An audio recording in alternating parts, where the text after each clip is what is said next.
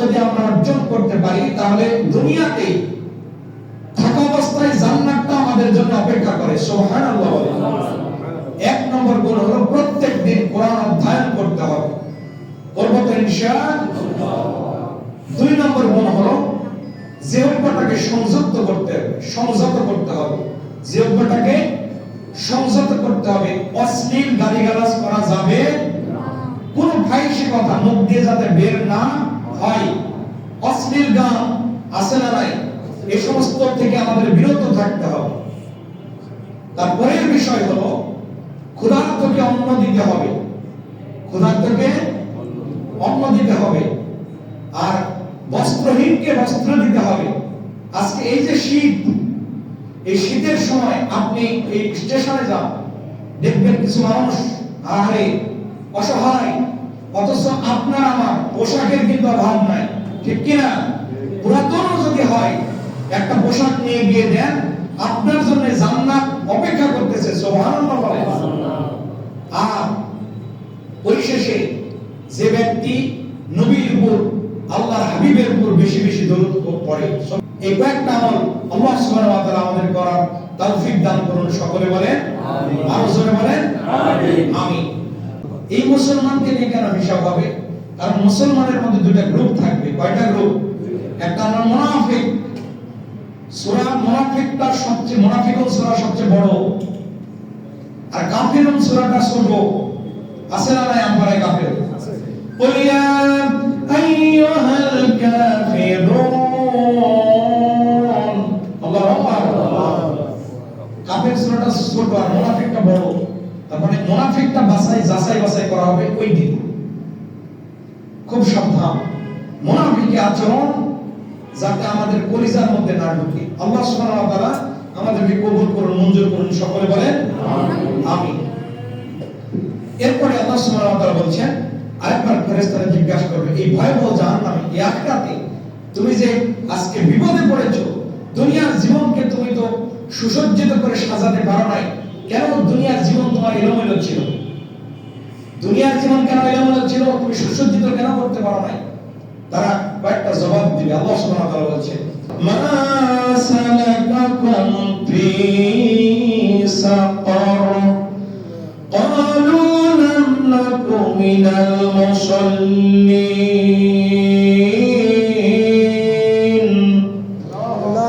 ক্বালু লাম নাকু মিনাল মুসাল্লিন ওয়া লাম নাকু নুত'ইমুল মিসকিন।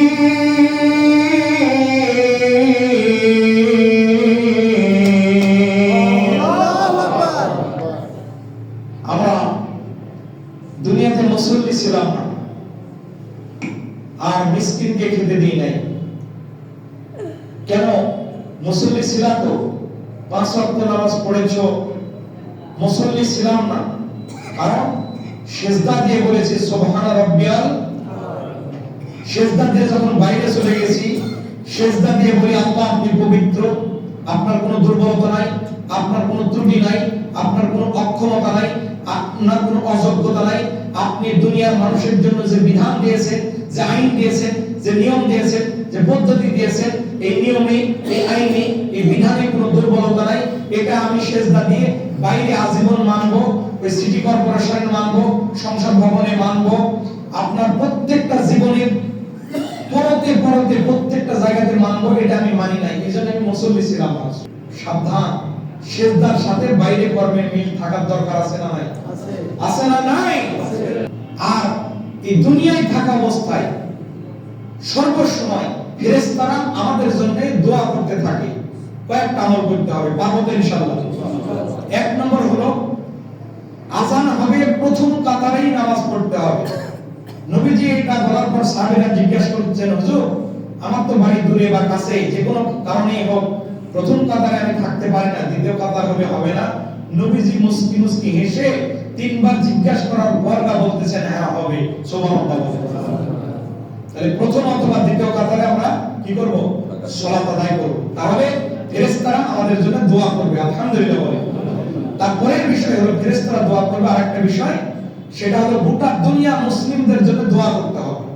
গোটা দুনিয়া মুসলিমরা হলো একই দেহ আমাদের, আলহামদুলিল্লাহ বলে।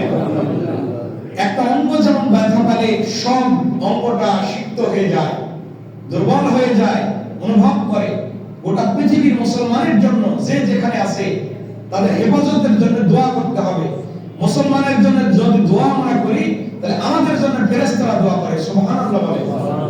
আর প্রত্যেক দিন কিছু না কিছু 2 টাকা হলেও 3 টাকা হলেও যে যা সাধ্য মতো একটু সদাকা করবে। হয় মসজিদে দিবেন, না হলে এতিমখানায় দিবেন, অথবা রাস্তাঘাটে যারা সাইড থাকে, ফকির মিসকিন থাকে, তাদেরকে দিবেন। কিছু হলেও প্রত্যেক দিনই আমলটা করবে। আর আরেকটা বিষয়, ঘুমাতে যাওয়ার আগে আপনারা ওযু করে ঘুমাবেন। তাহলে কয়েকটা আমলের কথা শিখিয়ে দিলাম। এই কয়েকটা আমল যদি আমরা করতে পারি তাহলে দুনিয়াতেই আমাদের জন্য ফেরেশতারা দোয়া করতে থাকে। আর ওই ব্যক্তির জন্য জান্নাত খুঁজে বেড়ায় ওই ব্যক্তিকে, সুবহানাল্লাহ বলেন।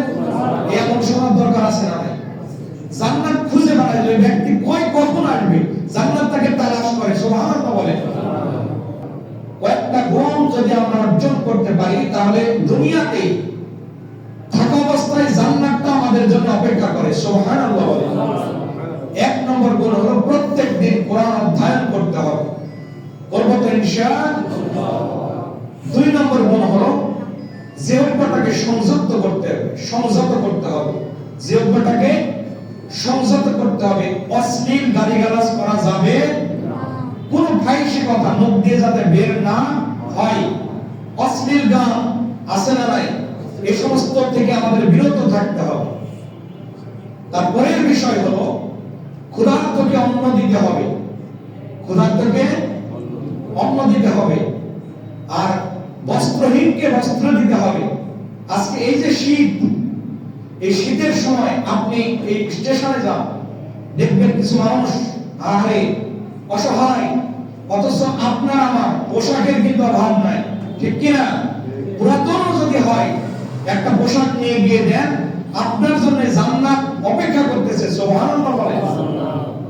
আর পরিশেষে যে ব্যক্তি নবীর উপর, আল্লাহর হাবিবের উপর বেশি বেশি দরুদ পড়ে, এই কয়েকটা আমল আল্লাহ সুবহানাহু ওয়া তাআলা আমাদের করার তৌফিক দান করুন। সকলে বলেন আমিন, আর জোরে বলেন আমিন।